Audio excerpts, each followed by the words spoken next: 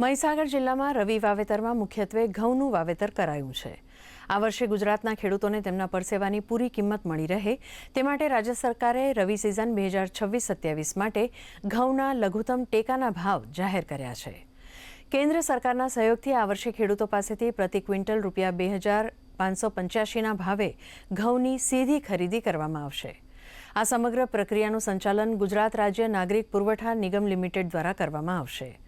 મહીસાગર જિલ્લાના જે ખેડૂતો ટેકાના ભાવે ઘઉં વેચવા માંગતા હોય તે તમામ ખેડૂતોએ 1 માર્ચ 2026 સુધીમાં ઓનલાઈન નોંધણી કરાવવાની રહેશે। મહીસાગર જિલ્લાના ડીએસએમએ જણાવ્યું હતું કે હવે ખેડૂતોએ નોંધણી માટે તાલુકા મથકે ધક્કા ખાવાની જરૂર નથી।